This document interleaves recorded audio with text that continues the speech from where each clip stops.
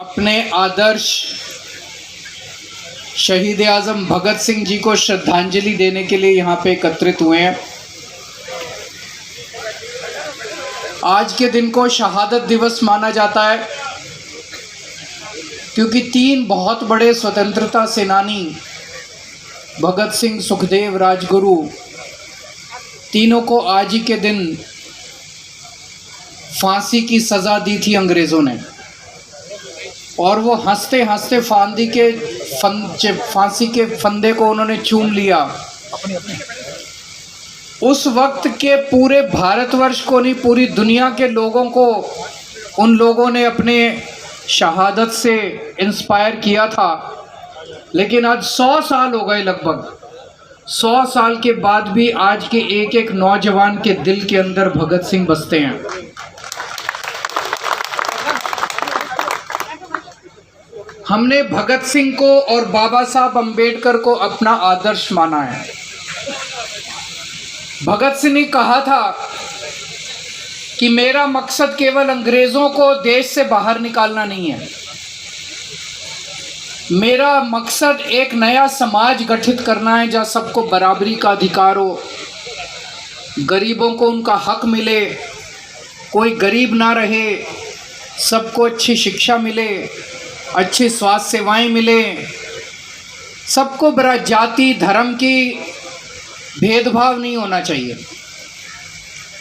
उन्होंने कहा था कि अगर हमने ऐसे समाज का निर्माण नहीं किया तो अंग्रेज़ों के बाद ये गोरे अंग्रेज़ चले जाएंगे और काले अंग्रेज़ आके बैठ जाएंगे।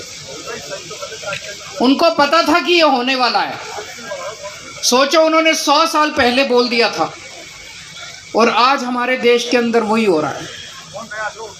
जो जो सपने स्वतंत्रता सेनानियों के मन में थे और जिन सपनों के लिए उन लोगों ने अपनी जान की कुर्बानी दे दी, इतने अत्याचार बर्दाश्त किए, आज उनका एक भी सपना पूरा नहीं हो रहा। एक भी उल्टी दिशा में गंगा बहनी चालू हो गई है।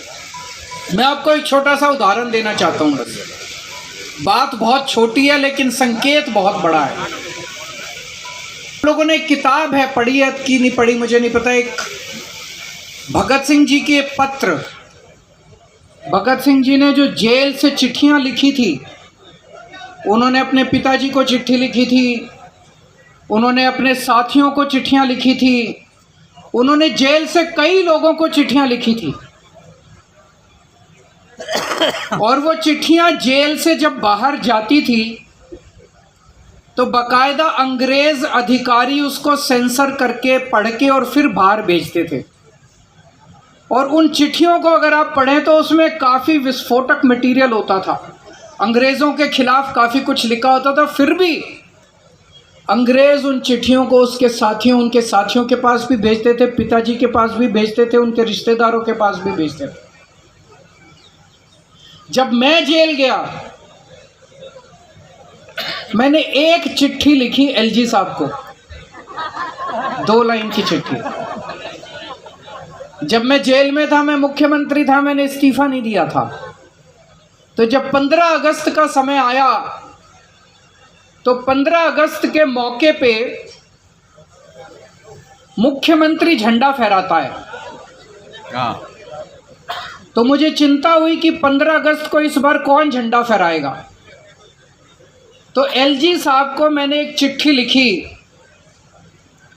कि एलजी साहब, इस बार 15 अगस्त को चूंकि मैं जेल में हूँ, मैं झंडा नहीं फहरा पाऊँगा, इसलिए हमारी मंत्री आतिशी जी को झंडा फहराने के लिए इजाज़त दी जाए। बस, इसमें तो कोई आतंकवाद नहीं है, इसमें तो कोई मैं भड़का नहीं रहा किसी को, कोई गलत बात नहीं है इसमें। तो ये सिंपल सी चिट्ठी थी।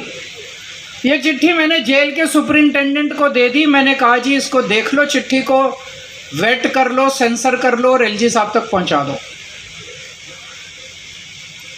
वो चिट्ठी एलजी साहब को नहीं पहुंचाई गई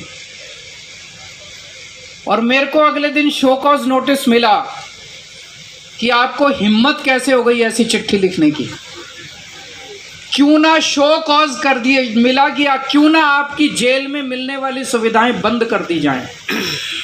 मैं सोच रहा था यार, इसलिए आज़ादी की लड़ाई लड़ी थी क्या? अंग्रेजों ने भगत सिंह जी को हर किस्म की चिट्ठी लिखने की आज़ादी दी, सारी चिट्ठियां पढ़ना। वो किताब बड़ी शानदार, मैंने जेल में पढ़ी थी भगत सिंह की चिट्ठियों की किताब, जो उन्होंने जेल से चिट्ठियां लिखी थी बाहर। उनको सारी चिट्ठियां लिखने की आज़ादी अंग्रेजों ने दी थी। मैं 2 लाइन की चिट्ठी मैंने एलजी साहब को लिखी, वो भी एक तरह से फॉर्मेलिटी वाली चिट्ठी थी। उस चिट्ठी के एवज में मेरे को शो कॉज नोटिस जारी कर दिया। अरे तो तुम तो अंग्रेजों से भी बदतर हो यार। क्या इसलिए देश की आज़ादी लड़ी थी? आज भगत सिंह की आत्मा अगर आसमान में होगी तो वो क्या सोच रही होगी, आंसू बहा रही होगी भगत सिंह की। इसीलिए मैं फांसी चढ़ा था। भगत सिंह सोच रहे होंगे, इसीलिए फांसी चढ़ा था मैं। हमारे पार्टी ने निर्णय लिया कि हमारे 2 आदर्श हैं।